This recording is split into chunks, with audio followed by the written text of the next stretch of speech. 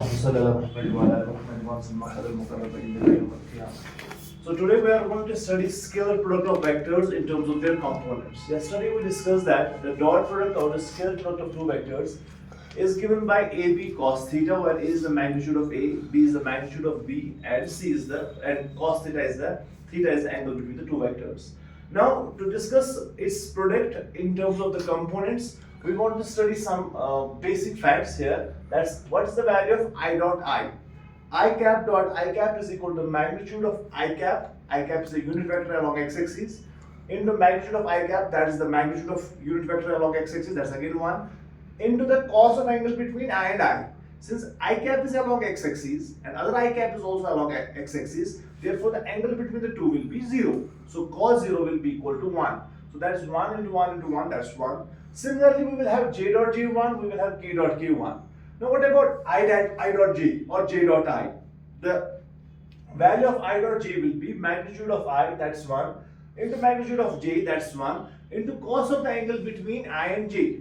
And angle between I and j is 90 degree. Why? Because I cap is along x-axis and j cap is along y-axis. Cos 90 is 0, so I dot j will be 0. Similarly, j dot I will be 0.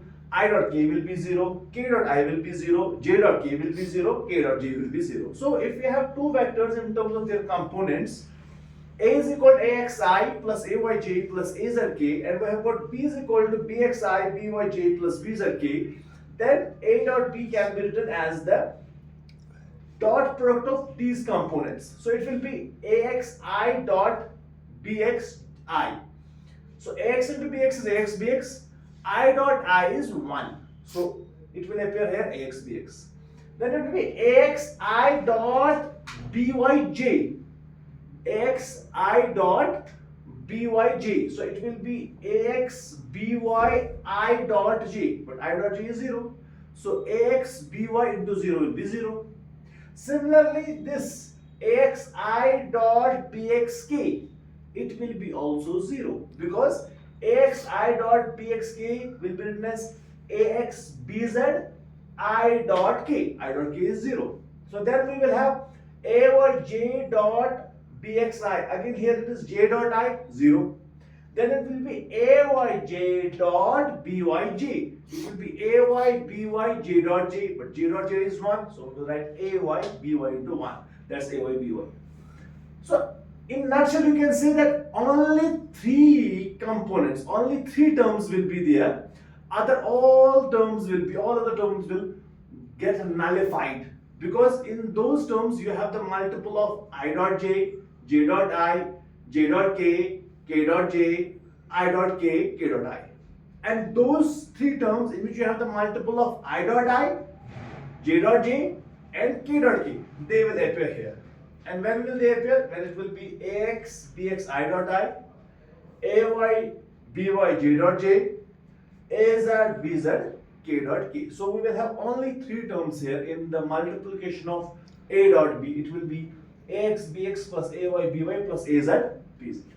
So the nutshell of the thing is that if we have two vectors in terms of their components, A is equal to I plus 3j plus 4k, and B is other vector minus I plus 3j plus 2k, then A dot B will be equal to the sum of the product of the corresponding components. A dot B will be the sum of the product of the corresponding components. That is 2 into minus 1 plus 3 into 3 plus 4 into 2. Then we have to sum them up. That is minus 2 plus 9 plus 8, that comes out to be 15. Now, this was one very thing. Then we have got, but from the definition of dot product, A dot B is equal to AB cos theta. But AB cos theta is equal to A dot B, because we can see if right hand side is equal to left hand side, then left hand side is also equal to right side. But AB cos theta is equal to, now in terms of A dot B, we can write, in place of A dot B, we can write AX BX plus AY BY plus AZ BZ. In place of A dot B, we can write what? AX BX plus AY BY plus AZ. Now cos theta will be equal to this very thing divided by AB. Now what is A? A is the magnitude of A, and we have discussed it in the first part of the vectors. That is, the magnitude of any vector is equal to root of the x component square plus y component square plus z component square. So we will have ax square plus ay square plus az square. And b will be root of bx square plus by square plus bz square. So we can say theta is equal to cos inverse of a dot b divided by ab. It means that we can also find the angle between two vectors using the dot product.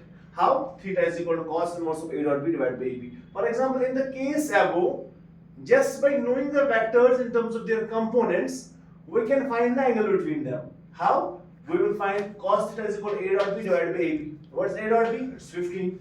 What's the value of a? That is root of x component square plus y component square plus z component square. That comes out to be root 29. And b is root of 14. So cos theta is equal to 15 divided by root 29 into root 14. Root 29 into 14 is 406. That's 20.149. It comes out to be 0.7 something. And cos inverse of 0.7, what is the value? What was the value? 0.7? 0.7149. Cos inverse of 0.749, which you can calculate on the scientific calculator, comes out to be 44 point some degree. So it means approximately the angle between the two vectors that are represented by 2i plus 3j plus 4k and r minus I plus 3j plus 2k, the angle between the two vectors is how much? It is 44 degree, and we were able to find it using the dot product.